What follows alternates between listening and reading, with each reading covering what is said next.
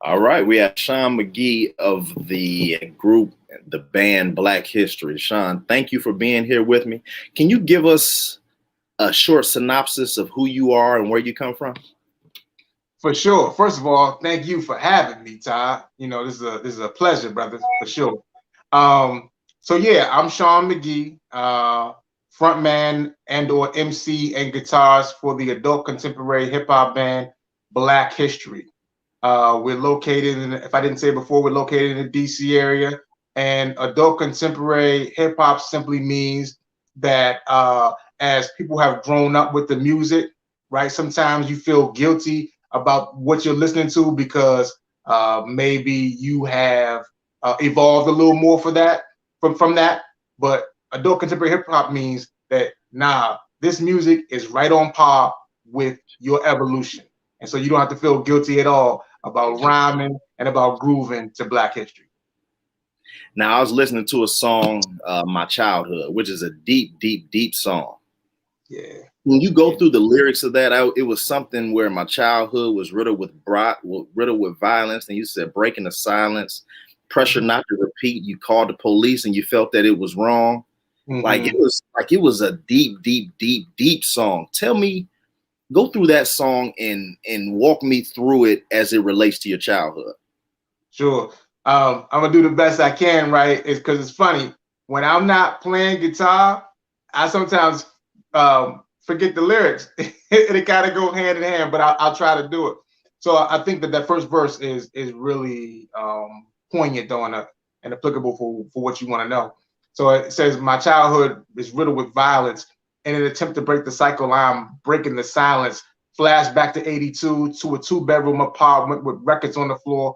One of my parents starred, and I can't name the culprit. It was different at times. Put it on my pops by default. I was young in the mind. A recurring theme, longer than I care to admit. Awoke from a deep sleep to watch you get hit. We left one time. I was scared to keep it a secret. Scared to hold it in, scared of what would happen if I leaked it. Now as a grown man, I think about my life then and the pressure not to repeat the same sins. I blamed you. I blamed you. I blamed you both. I had a pain in my voice. You couldn't hear it when I spoke. And because at five, because at five, gosh, dang, I can't remember. Because at five, see, when I'm not playing, I forget the words, and that's the end of the song. But it says I shouldn't have had to call the police, basically.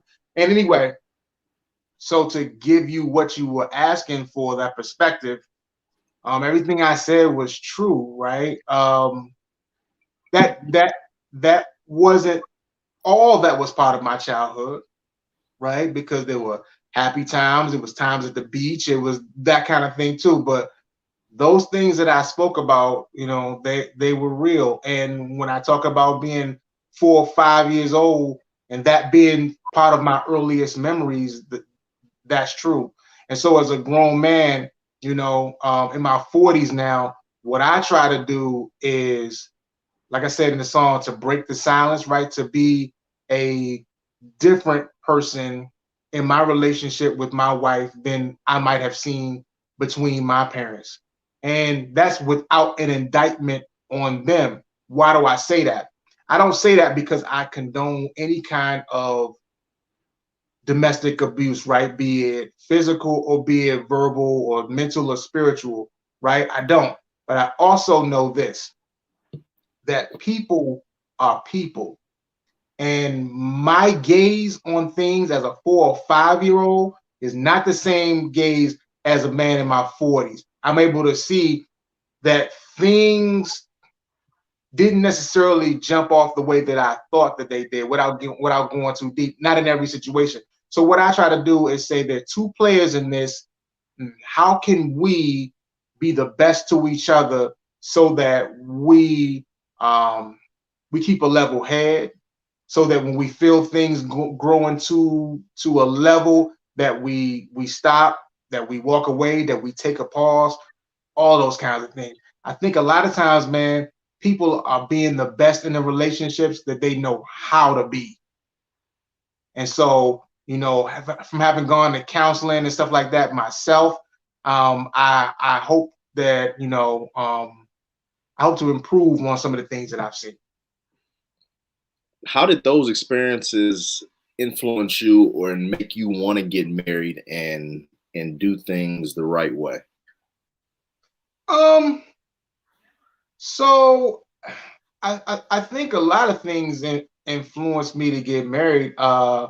So my parents they were married too. Not when I was a little kid, but as I got older, they got married.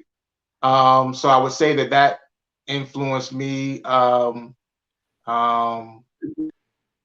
my brother had gotten married. One of my sisters got married. So there was marriage, and then, hey man, Claire and Cliff was married.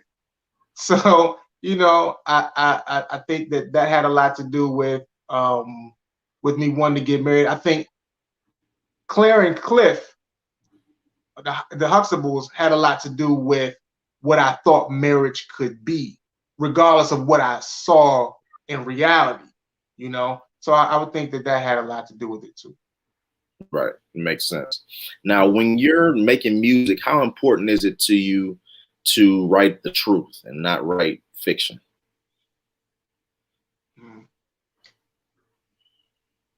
I think it's very important to me because I came up in the school of Slick Rick. And Slick Rick is probably the best storyteller that I've ever known, or ever heard in rap music. And coming up through that school, I thought that that's just what you were supposed to do. You were supposed to have encountered some experience and then write about it. Now, there are guys who wrote about other people's experiences and who wrote for other people. So shout out to guys like the DOC and guys like Ice Cube who could pen to pad an experience for somebody else. I'm not that way. I work best from talking about what I've seen because I can talk about the nuances of what made that experience pleasurable, pain, fun, or what have you. When did HBCUs come on your radar? I think HBCUs came on my radar if I again would go back to the 80s and watching A Different World. And not only that, my oldest sister and my brother attended HBCUs. So my sister went to UMES, University of Maryland Eastern Shore, and my brother went to Clark Atlanta. He didn't go straight to Clark Atlanta. He went to another school first, but he transferred to Clark Atlanta. Even my father, he got his associates from University of District of Columbia. So I think when I think back to that, HBCUs were always necessarily they were always in my surroundings, but I think they were promoted subconsciously through watching the Cosby Show when Cliff would have on various HBCU sweatshirts. Of course, when A Different World came out, all that was part of the stuff that I was taking in. And what school did you go to? Oh, I went to the illustrious Morgan State University, 1700 East Cold Spring Lane, Baltimore, Maryland. Why did you choose that school? Very superficial reasons. So the first school I went to was also a HBCU. It was West Virginia State College, and I went there. I'm so glad and blessed that they gave me a chance because coming out of high school, I did not have good grades at all. And that's one of the things that we say about HBCUs is that they give you a soft place to land, but not to stay. So if you don't rise to the occasion, you won't make it through. But they allow you the chance. So West Virginia State College gave me that chance. I went there for a year. My brother was a professor at Morgan State. He said, Sean, I want you to come kick it with me for spring break. I was like, I bet. So I came, and for my spring break, I came to Morgan. He was still teaching. It wasn't spring break for Morgan. I went to his class and I saw nice girls and I saw nice girls. What happened? You can stop right there if you want to. That's what it was, though. That's honestly what it was. I saw nice girls on campus. I saw nice girls in the classroom. And I also saw a place where I fit. You know, Baltimore and DC, the Baltimore area and DC area probably like 20 minutes max, you know, from each other. And so I felt like I was at a place where I belong, where I didn't stick out kind of like a sore thumb. And even though West Virginia State was cool and I met some beautiful people there, I still kind of stuck out a little bit. That makes sense. So tell me about the experience there. Once you got there, what did you study? What did you do extracurricular? Who did you meet? Yeah. So I got my degree from the Earl Graves School of Business and Management. And if we know who Earl Graves is, you know, he started Black Enterprise. So I studied business. I'm glad you asked that question because this is important to me. I studied business because when my mother dropped me off at West Virginia State and I said, what kind of major should I pick? She said, you should pick business because you'll be able to do anything with that. I said, okay. I didn't pick business because I gave it any thought or because it was part of something that I wanted to do necessarily in the future. I say that for anybody watching who's thinking about going to college or who has kids who are about to go to college, etc. Encourage them to pick a major that coincides with what they want to do. Why? Because Morgan was a great experience for me. The School of Business was an excellent experience for me. However, business has a lot of math in it, and I am not a math guy. So let me cut you off. Let me cut you off. I don't mean to. Go ahead. But I want to dive deep into something that you just said. How can a parent and how does a child know what they want to do at 17, 18 years old? Good question. So in my mama's defense, my mama was telling me the best that she knew how to do. My mama went and got her degree in business. You know what I'm saying? So you kind of inherit certain thoughts. If she thought that business was the wrong thing for me to choose, she would never have told me that. So she did the best that she could do. Now, in terms of telling a kid, a 17, 18-year-old kid what they should do, how do they know what they want to do? One hand, you could say, you're 17, 18, 19 years old. You won't have a clue about what you want to do. That's on the right hand. On the left hand, you've been doing what you really want to do mostly all your life. But as parents and as grown people, as teachers, I was a K through 12 teacher, we discourage kids from doing what they want to do.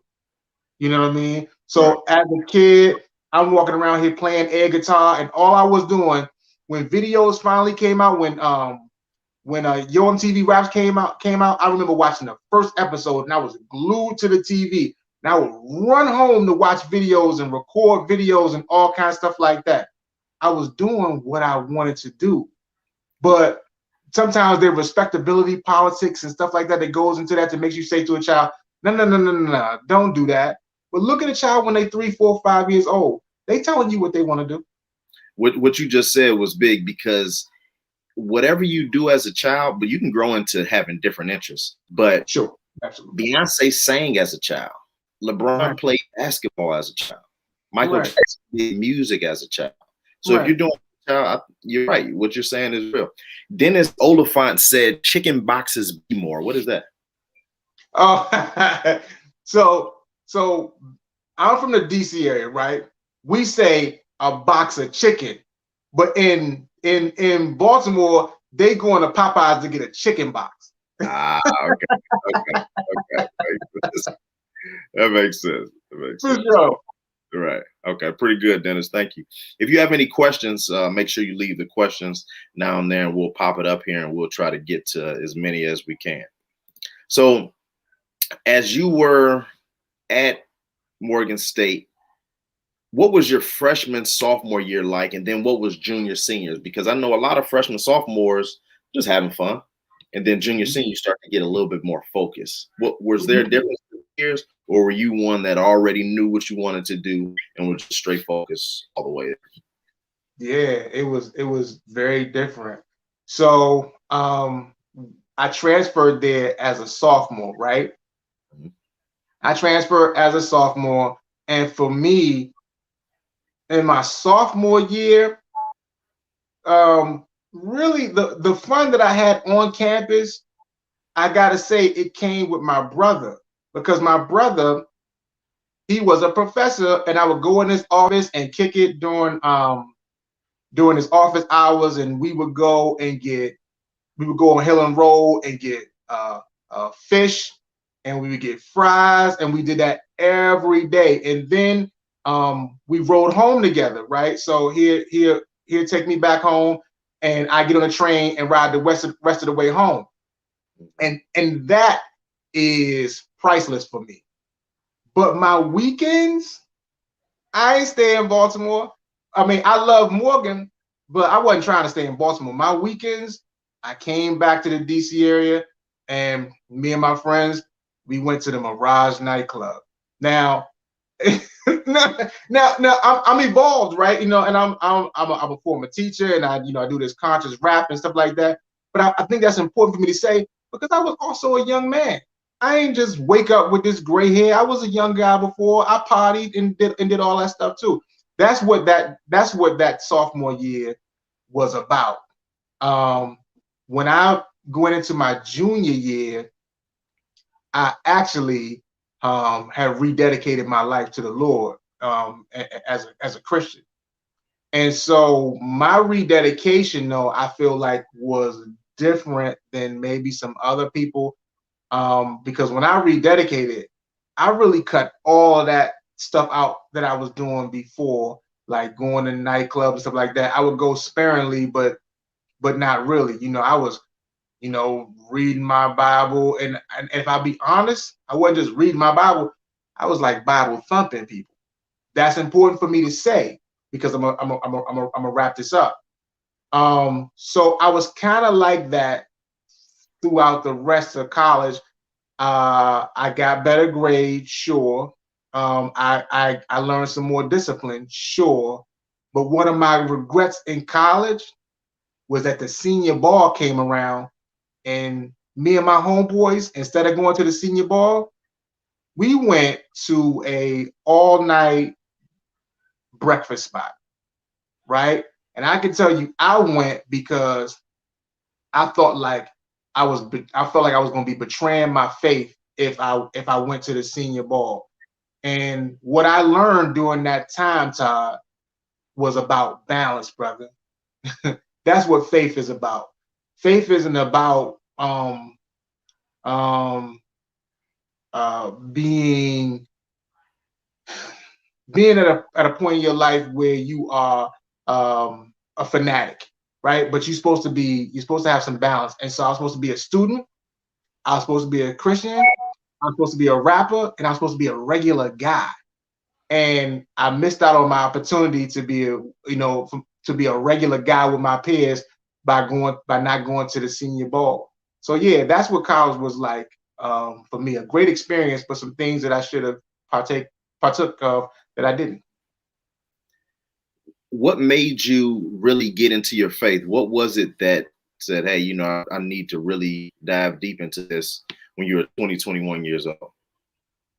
Yeah, so I should remember the name of this book, but I don't. And probably in the conversation it'll come up. But I have read this book. I think the lady's name was Mary Baxter, and she was talking about an experience where she had a series of dreams which the Lord had come to her and taken her through hell, and she talked to different people in hell and looked at her own life and that kind of thing. And when I read her book, I found a kinship in the stories that the people were telling her and the stories that she was talking about on her own. And I knew that, and I believe that now was the right time for me to rededicate myself. But I use the word rededicate because back in the days I would say it was at that moment that I got saved. No, it wasn't at that moment. I probably had gotten saved when I was probably 6, 7, 8 years old. You know, my father taught me the words of prayer and about what it was to believe in Jesus Christ when I was a little kid, which is where I got saved. At 20 years old, 21 years old, that's when I rededicated myself to what I had already known, from which I had probably gone astray for quite some time. What do you say to the people that talk about that Christianity was given to Africans after we made it over to America? Okay. Okay. Now I'm going to cut you off. Go ahead. Because was Christianity in Africa? Christianity was most assuredly in Africa. If you go and you look at the country of Ethiopia, you're going to find the oldest churches in the world. And that's a fact, right? When you look in the Bible, it's going to talk about the kingdom of Cush. Black people was in Ethiopia. What does the word Ethiopia mean? It means black. It means people with burnt faces. So Ethiopia is certainly in the Bible. Now, was Ethiopia in some of the parts where we were kidnapped from? I mean, not Ethiopia. Sorry, was the Bible in some of the, was Christianity in some of the places that we were kidnapped from? Not necessarily. Not all those places, right? Because we know that a lot of us came over here as Muslims, right? But when we look at Islam, we also have to look at how that was given to us as well, right? As that was given, that was something that in some cases, not all cases, but in some cases, that was a way for us to survive a group that had taken over or occupied an area. That was something that was forced upon us too. Ultimately, in 2021, Christianity is a choice that Black people can make, among other choices that are out there as well. But I don't want us to leave here. It's an excellent question. I don't want us to leave here that just to think that Christianity is the white man's religion, because we know that the Ethiopian eunuch, which the Bible talks about, Ethiopian, it means black. He's one of the first converts that we know about in the Bible. So yeah, Christianity was in Africa. Okay. Bouncing around a little bit, when did you pick up the guitar for the first time? When I was 7, when I got one. Were you playing the air guitar and your parents said, let's get this boy a guitar? Has somebody in your family played the guitar or was in the music?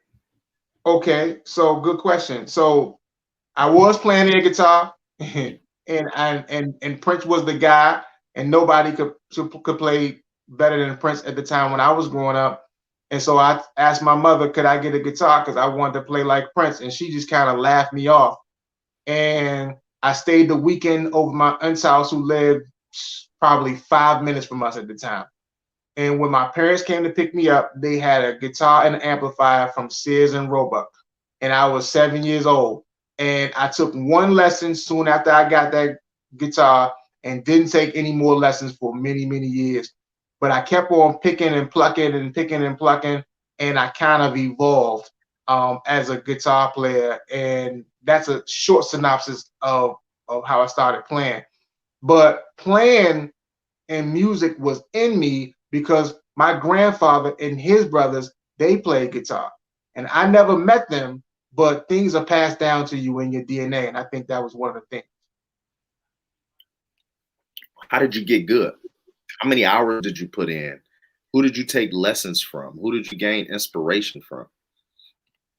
Okay, so when we talk about getting good, right, that's relative. I think how I got comparable on guitar was I did what a dude named TJ Waller told me to do many years ago. I haven't talked to TJ in many years. He's a bass player that lives here in the DC area, but he's from Norfolk. And one time I had a rehearsal and I got to playing, and after the rehearsal, we started chopping it up. And I was telling him how, I wasn't that good and people were laughing at me sometimes when I was playing. And he looked at me and he said, Sean, don't ever let anybody run you off your instrument. And that was the advice, if I could say anything, that helped me get good or get comparable, what have you. I just didn't let anybody laughing at me, or the notes that I was messing up on, or the times that I was messing up in front of people. I didn't let it stop me from playing. It did discourage me sometimes, but I didn't let it stop me from playing. When you ask about mentors, I don't know if I've had a lot of mentors. I've had, some other guys that I've watched play, like my buddy, rest his soul, Theodore Man Howard. He was an awesome guitar player, and he let me just sit around and watch him. Um, but I think that what I did in music is very important. I learned stuff. I got mentors who didn't necessarily know me, right? So these were guys on TV who had done interviews like I'm doing right now, who paid attention who said things and nuggets that I could glean for myself. And I adopted those guys as mentors. I tried what they said on guitar, or I tried what they said in life, or I tried what they said in the band, and I evolved to whatever you see today. Makes sense. Now, take me to when you started your band that you have now, Black History. How did it form, and where are you guys at right now? So it started with me basically walking into a grocery store with a person, and I looked over at them and I said, "Ladies and gentlemen, the band Black History." And she looked back at me and she said, "That's dope." And that's how I came up with the name Black History. I was already, like I said, I was already playing, and of course I've been writing rhymes since 88, 89. So, a long time. But I had this talent to rhyme, and I was evolving on guitar, and now I had this name for a band.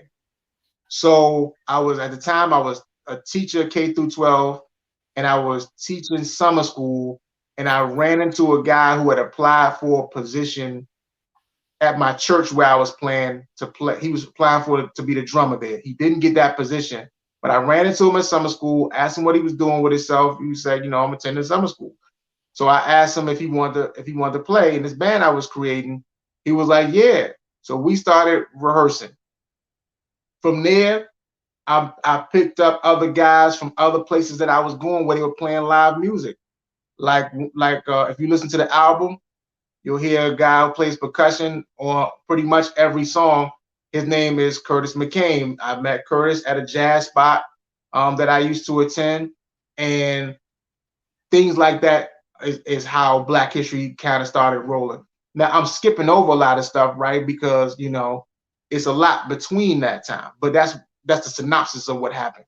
We are now. We are with the rest of the world on pandemic punishment. And that's kind of what's going on, doing our best from our separate locations to forward our individual careers and to move as best we can within Black history. Now, who does the band Black History consist of? So it's an amalgamation of guys and ladies too. Don't let me leave that out too. And ladies from here around the DC area. I say it's a federation.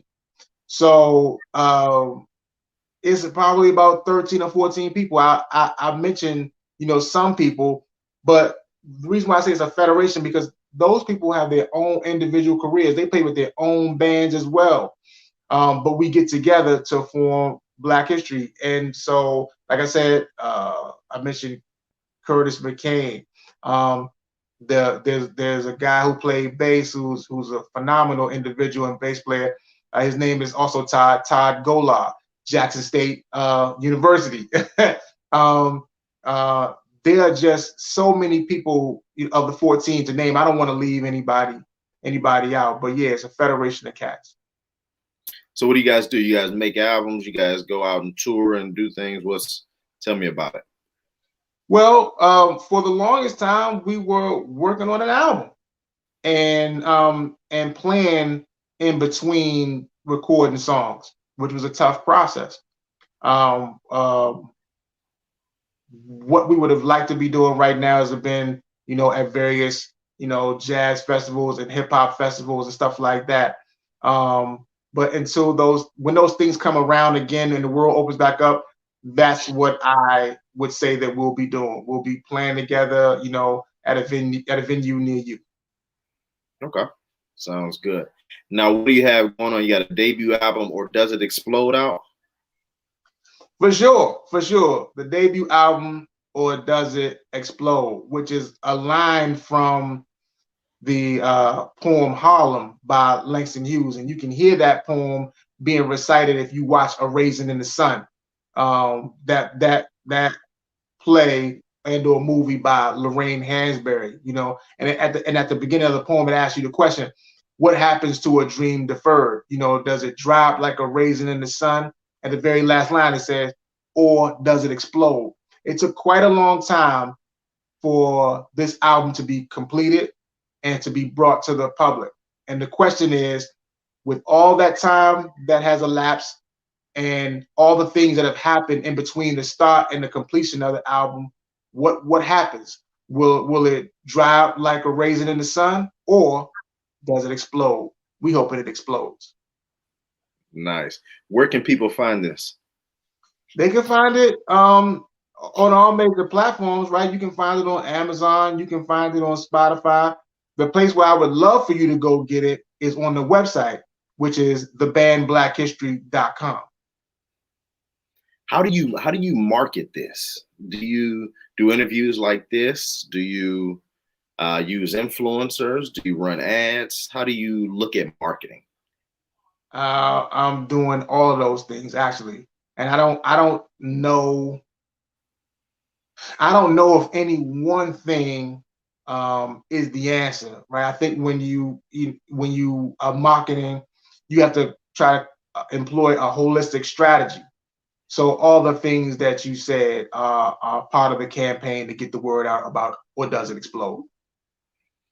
As far as feedback on the album, what kind of feedback have you gotten so far? A buddy of mine said this, who's a DJ. He said, Sean, people are going to love or they're going to hate this album. And he has not been the only person to say that. There have people that have loved the album, and there are people that are scratching their heads about it. And I think that for me, that's a great place to be. Why? Because like when we started the interview off and I recited the first verse from my childhood, it wasn't nothing in between about my childhood. It was either good experiences or, kind of not so good experiences, but that was what happened. And I think that's the kind of album that we came up with. It ain't no room to be in between. You on the boat with Black History or you not. And I'm cool with both. But with this kind of content and it being so heavy and so personal, it don't leave a lot of room for you to be kind of in between. Right. Makes sense. Sean, this was excellent. I'm glad you took the time to talk to us, share your thoughts and where you came from and a little bit about your music. I'm interested because after listening to My Childhood, I felt a place of pain, and I felt something that kind of motivated you to be where you are today. So I thank you for sharing that musically, and I thank you for sharing your story here with us today. Is there anything else that you would like to leave us with? Yeah, I'd like to say this. Go to the website, peruse the website, learn more about us. We have merch up there, right? The promotion that we're running right now is if you buy one of the t-shirts, then you get a CD album for free, right? So I think, you're kind of in a can't lose situation by going to the website and by supporting us. Also, this is a Black-owned business. I'm an HBCU grad. Support Black businesses and support HBCU grads. For sure. Believe that.